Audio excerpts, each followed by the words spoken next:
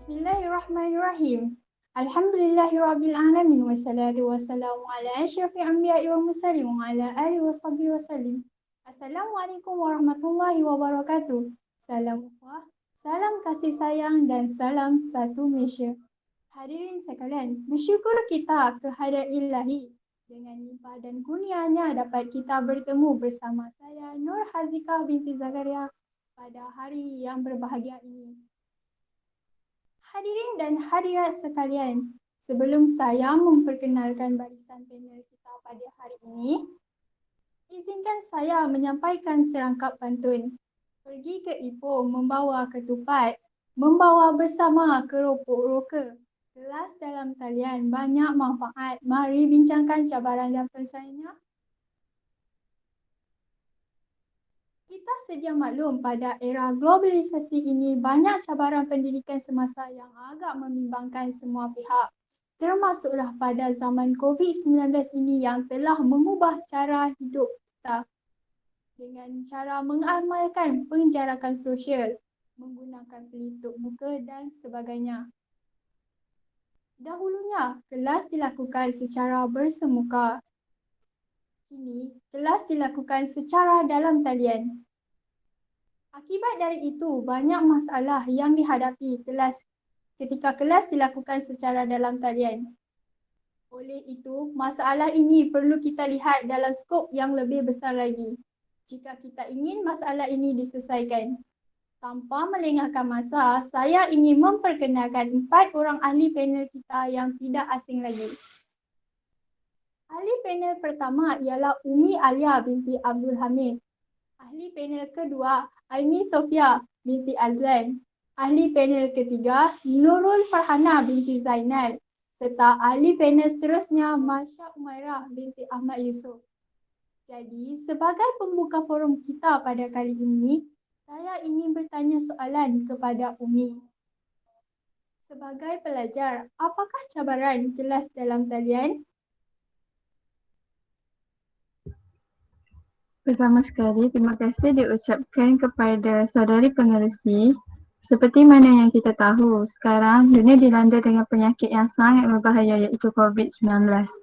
Disebabkan itu, ramai masyarakat daripada pelbagai golongan terkesan oleh wabak tersebut. Salah satu golongan yang sangat terkesan ialah para pelajar sekolah sama ada rendah, menengah serta terutama sekali pelajar universiti. Disebabkan pandemik ini, para pelajar terpaksa belajar secara dalam talian. Terdapat banyak cabaran yang dihadapi oleh para pelajar sepanjang belajar di atas talian. Yang pertama ialah capaian kepada kemudahan internet. Hal ini menjadi masalah kepada mereka yang tinggal di kawasan luar bandar, kerana mereka tidak mendapat capaian kelajuan internet yang baik. Oleh itu, mereka sukar untuk menjalani pembelajaran dengan keadaan yang selesa. Seterusnya, tiada kemudahan komputer atau telefon bimbit. Ini sangatlah memberi kesan yang besar kepada para pelajar kerana kebanyakan daripada latihan yang diberi haruslah diselesaikan dengan menggunakan aplikasi di dalam komputer riba. Contohnya Microsoft Word, PowerPoint, Excel dan sebagainya. Hal ini menyebabkan mereka ketinggalan dalam menyelesaikan tugasan yang pengajar berikan. Selain itu ialah suasana pembelajaran yang tidak kondusif untuk belajar. Ini memberi cabaran yang sangat tinggi kepada pelajar yang kurang berkemampuan apabila melaksanakan tugasan di rumah. Masalah ini meliputi suasana pembelajaran di rumah seperti tempat yang sempit, tiada meja dan kerusi untuk belajar, suasana yang bising dan juga ketidakfahaman ahli keluarga terhadap pembelajaran atas talian. Yang keempat, keberkesanan pembelajaran. Pembelajaran online tidak mendisiplin pelajar dan bersikap sambil dewa kerana pembelajaran adalah mengikut kesesuaian masa mereka. Seterusnya ialah tenaga pengajar tidak akan tahu akan kemampuan para pelajarnya kerana tidak bersemuka dan berbincang secara perseorangan. Komunikasi juga tidak berkesan semasa pembentangan online kerana mungkin kelajuan internet tidak begitu memuaskan. Akhir sekali, penyalahgunaan internet. Oleh kerana pembelajaran maya adalah berasaskan penggunaan internet, maka para pelajar akan terdedah dengan berbagai-bagai maklumat yang benar dan tidak benar, yang baik dan tidak baik yang disampaikan melalui internet. Tidak dinafikan, terdapat begitu banyak maklumat yang baik dan positif yang boleh dimanfaatkan oleh pelajar dalam meningkatkan ilmu pengetahuan mereka. Namun demikian, terdapat juga banyak perkara yang boleh melalaikan dan menyeronokkan terutamanya kepada golongan muda. Di antaranya ialah permainan yang berbagai bentuk dan boleh dimuat turun secara percuma termasuk online chatting yang membincangkan perkara-perkara yang tidak berfaedah seperti gosip, hiburan dan sebagainya. Ini memberi kesan yang tidak baik terhadap hubungan sosial di dalam masyarakat. Oleh itu, semua pihak termasuk pelajar haruslah jujur semasa menjalani pembelajaran atas talian supaya ilmu yang diberi dapat dimanfaatkan dengan sepenuhnya. Baiklah, terima kasih panel pertama kita. Penyampaian sangat padat dan jelas. Hadirin sekalian, sememangnya kita akui sebagai pelajar, banyak cabaran yang perlu diatasi terutamanya kepada pelajar yang tiada kemudahan internet maupun kemudahan komputer atau telefon bimbit. Tidak begitu, Umi? Betul, Pengerusi. Bukan sahaja cabaran kepada pelajar tetapi ia juga merupakan cabaran kepada pengajar. Jadi, apakah cabaran kelas dalam talian kepada pengajar pula? Saya serahkan kepada Aimi untuk menerangkan beberapa cabaran kepada pengajar. Terima kasih kepada pengerusi kerana memberi peluang untuk saya bercakap di dalam forum ini. Sekarang saya akan membentangkan cabaran pengajaran online dari perspektif pengajar pula. Antara cabarannya ialah yang pertama, kepakaran tenaga pengajar menggunakan peralatan teknologi dan inovasi. Seperti yang kita tahu, kebanyakan tenaga pengajar ialah orang yang telah berumur dan tidak terlalu arif dengan teknologi sekarang. Jadi apabila kelas online diadakan, guru terkial-kial kerana secara tiba-tiba mereka perlu mengadakan kelas online melalui aplikasi seperti Zoom, Google Meet dan Microsoft Teams. Jadi guru IT yang arif mengenai aplikasi-aplikasi tersebut perlu selalu membantu supaya kelas dapat berjalan dengan baik. Cabaran yang seterusnya ialah suasana pembelajaran yang tidak kondusif untuk mengajar. Guru perlu mengajar di rumah iaitu tempat di mana keluarga berehat dan meluangkan masa bersama. Keadaan menjadi lebih tidak selesa apabila terdapat anak-anak yang membuat bising dan perlu diuruskan semasa kelas diadakan. Jadi ini akan menyebabkan guru dan pelajar akan berasa terganggu.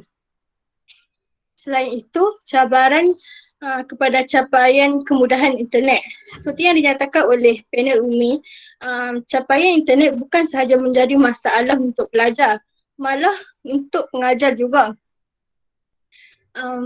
Hal ini kerana terdapat kawasan yang susah untuk mendapatkan capaian internet. Jadi ini akan menyukarkan lagi proses pembelajaran online. Guru tidak dapat mengajar dengan baik kerana keadaan internet yang perlahan dan hal ini akan menyebabkan suara cikgu tersekat-sekat dan terdapat perkara yang pelajar terlepas perkara yang telah diperkatakan oleh guru. Dan yang terakhir ialah keberkesanan penyampaian dan pengajaran. Pembelajaran secara online tidak mendisiplinkan pelajar dan bersikap sambil lewa kerana pembelajaran yang tidak bersemuka. Dan terdapat pelajar yang hanya masuk kelas seperti Google Meet dan buat perkara lain. Hal ini akan menyebabkan pelajar tidak menumpukan perhatian di dalam kelas dan guru juga tidak akan tahu perkembangan kerja-kerja pelajar.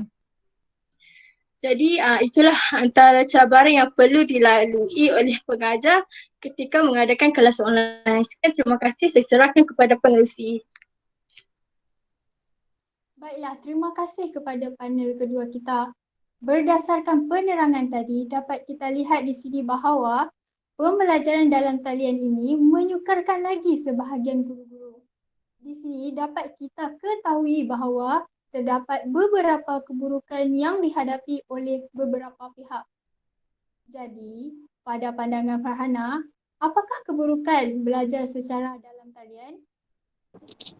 Okey, bismillahirrahmanirrahim. Assalamualaikum dan salam sejahtera. Terima kasih kepada saudari pengerusi, sahabat-sahabat ahli panel dan sidang hadirin yang dihormati. Persoalannya, apakah keburukan belajar secara online?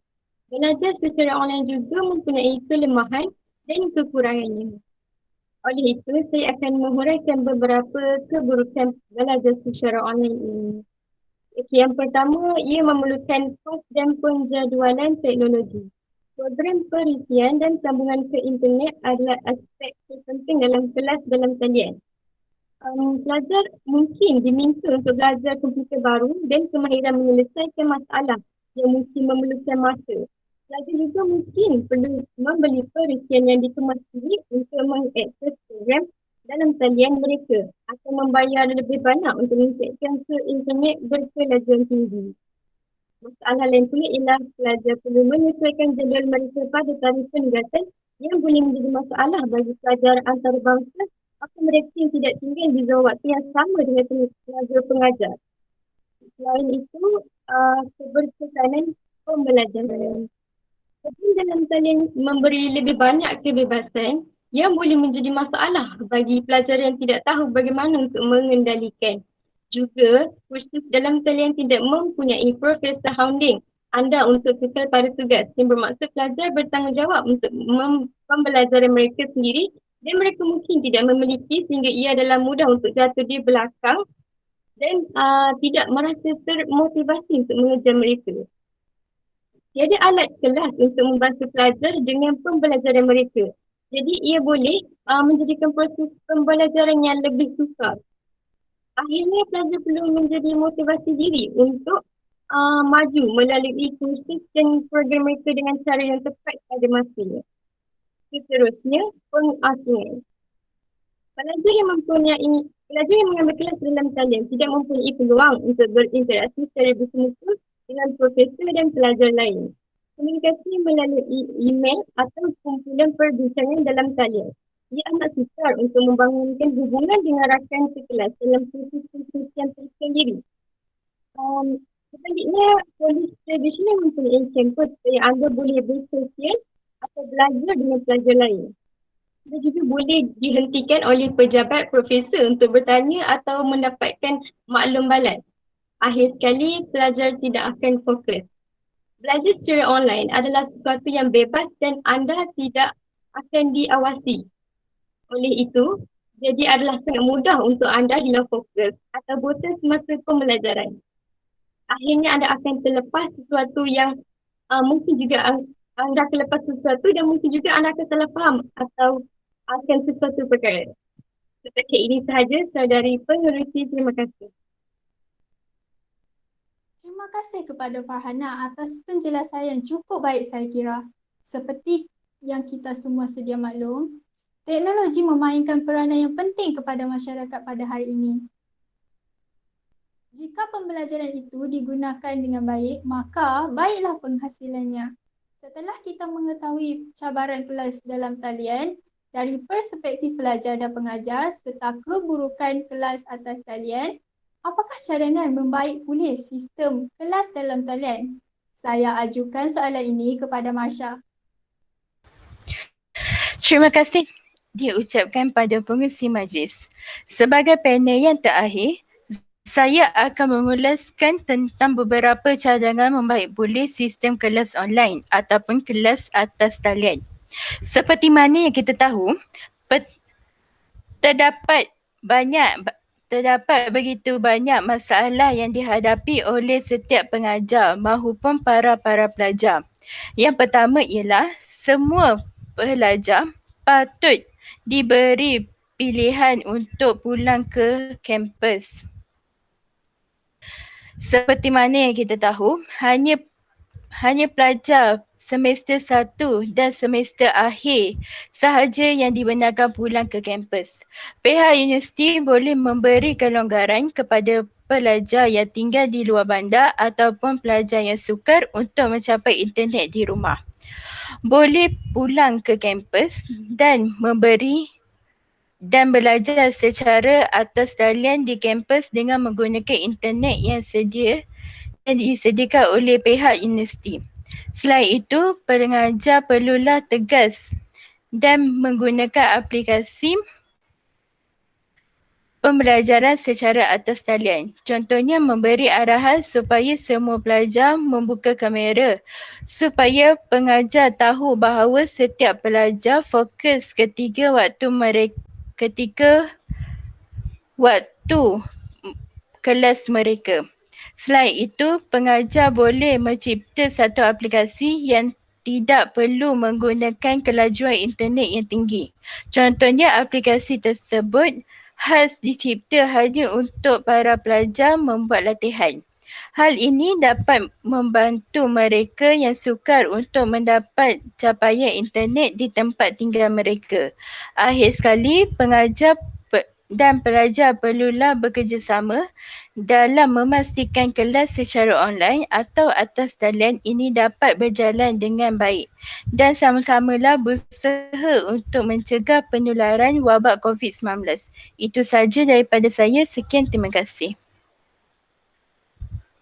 Terima kasih diucapkan kepada Marsha atas penjelasannya sebentar tadi. Soalan terakhir saya pada hari ini, dan saya ingin mendengar keempat-empat panel kita pada hari ini. Berikan sedikit rumusan berkaitan pengaruh penggunaan teknologi maklumat dan komunikasi di dalam pendidikan negara kita. Kita mulakan dengan panel pertama, Umi. Seperti mana yang kita dapat lihat, pendidikan semasa sangat mencabar bagi semua pelajar. Oleh itu, semua pihak termasuk pengajar juga harus memainkan peranan dan menggaras tanggungjawab dengan jujur dan amanah. Hal ini untuk memastikan pendidikan semasa iaitu pendidikan atas talian berjalan dengan baik dan lancar. Panel kedua kita, Aimi, silakan. Kesimpulan yang saya boleh buat adalah kelas online memang tidak dinafikan memberi banyak kebaikan. Tetapi saya yakin ramai pelajar dan pengajar ingin kelas bersemuka kerana lebih mudah dan pelajar dapat fokus dengan lebih baik. Oleh itu, masyarakat dan kerajaan perlu memainkan peranan yang penting supaya angka jangkitan COVID-19 dapat menurun dan semua akan kembali seperti sedia kala. Baiklah, panel ketiga kita, Farhana. Penggunaan teknologi dalam pendidikan semakin meluas pada masa kini. Ia akan memberi kesan terhadap apa yang dipelajari dan bagaimana pelajar belajar sama ada baik ataupun buruk. Oleh itu, kesan baik dan buruk penggunaan teknologi dalam pendidikan harus dipertimbangkan sebelum pelaksanaannya. Dan yang terakhir, silakan Marsha. Okey, sebagai seorang pelajar, pihak yang bertanggungjawab perlulah membaik pulih sistem kelas online supaya para pelajar yang lain dapat berinteraksi dengan pensyarah serta melakukan tugasan yang diberikan dengan lebih mudah dan senang. Ini kerana pihak yang bertanggungjawab perlulah melajukan internet supaya para pelajar dan para pengajar dapat berinteraksi dengan senang serta para pelajar mudah untuk melakukan tugasan yang diberikan oleh pensyarah dengan cepat dan cekap. Terima kasih diucapkan kepada keempat-empat panel kita pada hari ini kerana sudi hadir dan sudi menyuarakan pendapat masing-masing. Moga apa yang kita dapat hari ini memberikan sedikit pencerahan dan input yang memberi manfaat kepada kita. Nampaknya masa amat mencemburui kita. Jadi sedikit rumusan yang dapat kita buat pada hari ini ialah ICT atau teknologi maklumat bukanlah sesuatu yang baru atau asing dalam kehidupan seharian kita. Begitu juga dalam bidang pendidikan. Namun, ianya masih dikategorikan sebagai salah satu cabaran pada masa kini. Yang pasti, kita tidak akan dapat lari dari peredaran kemajuan dan globalisasi dunia yang semakin berkembang pesat dan juga dari wabak COVID-19 yang kian merebak serata dunia. Justru, sebagai pendukung falsafah pendidikan negara, para guru haruslah bersiap sedia bagi menghadapi cabaran ini. Baiklah, sebelum kami mengundur diri, terimalah serangkap pantunan indah dari saya. Tuailah padi antara masa Esok jangan layu-layuan. Intailah kami antara nampak. Esok jangan rindu-rinduan. Salam hormat. Sehingga kita bertemu lagi. Akhir kata, orang putih, orang Pakistan. Terima kasih, syukran jazilan. Wabillahi taufiq wa hidayah. Assalamualaikum warahmatullahi wabarakatuh.